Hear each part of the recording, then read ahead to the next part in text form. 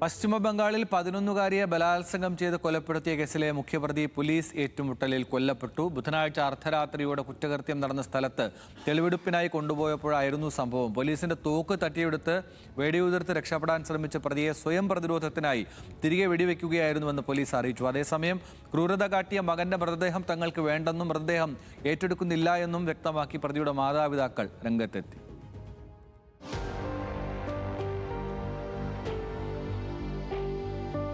സംസ്ഥാന സർക്കാരിനെതിരെ വ്യാപക ജനരോഷം ഉയർന്ന പീഡന കേസിലാണ് ഒടുവിൽ നിർണായകമായ പോലീസ് നടപടി ഉണ്ടായിരിക്കുന്നത്. പുലർച്ചെ 12:45ഓടെയാണ് പെൺകുട്ടിയുടെ മൃതദേഹം കണ്ടെത്തിയ സൂര്യാപൂരിലേക്ക് പ്രതി പ്രഭാസ് മൊണ്ടാലുമായി അന്വേഷണ സംഘം തെളിവെടുപ്പിന് പുറപ്പെട്ടത്.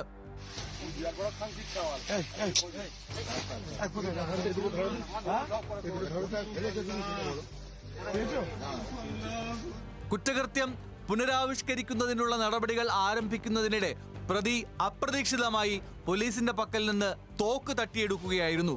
തുടർന്ന് പോലീസിന് നേരെ ഒരു റൗണ്ട് വെടിയുതിർത്ത ശേഷം ഓടി രക്ഷപ്പെടാൻ ശ്രമിച്ച പ്രതിക്ക് നേരെ പോലീസ് തിരികെ വെടിയുതിർത്തു. ഗുരുതരമായി പരിക്കേറ്റ പ്രതിയെ ഉടൻ തന്നെ ആശുപത്രിയിൽ എത്തിച്ചെങ്കിലും മരണം സ്ഥിരീകരിച്ചു.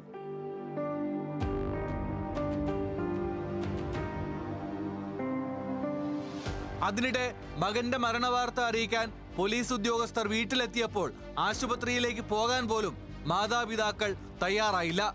മകൻ ചെയ്ത ക്രൂരതയ്ക്ക് അവൻ അർഹിച്ച ശിക്ഷയാണ് ലഭിച്ചതെന്നും മൃതദേഹം ഈ വീട്ടിലേക്ക് കൊണ്ടുവരരുത് എന്നും പ്രതിയുടെ അമ്മ സന്ധ്യ മൊണ്ടാൽ പോലീസിനോട് പറഞ്ഞു. മരണാനന്തര ചടങ്ങുകളിൽ തങ്ങളെ പങ്കാളികളാക്കരുത് എന്നും അവർ അധികൃതരോട് ആവശ്യപ്പെട്ടു. না নেব না, আমার সে ক্ষমতা নেই। আমি যে আনবো, ও ভালো কাজ করে মরেনি, ও যেরকম করেছে ও মরে গেছে, আমার সে সুখ শান্তি নেই, আমি আনবো না। കഴിഞ്ഞ ശനിയാഴ്ച വൈകുന്നേരമാണ് സുഹൃത്തിന്റെ ജന്മദിനത്തിന് സമ്മാനം വാങ്ങാൻ പോയ 11-കാരിയെ കാണാതാകുന്നത്.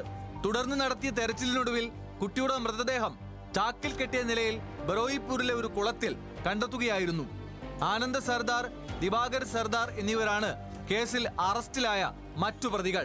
പെൺകുട്ടിയെ 4-അംഗ സംഘം തട്ടിക്കൊണ്ടുപോയി പീഡിപ്പിച്ചു കൊലപ്പെടുത്തിയെന്നാണ് ബന്ധുക്കളുടെ ആരോപണം.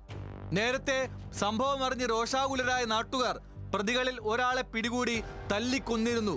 നിലവിൽ പ്രദേശത്ത് വൻ പോലീസ് സന്നാഹമാണ് ക്യാമ്പ് ചെയ്യുന്നത്.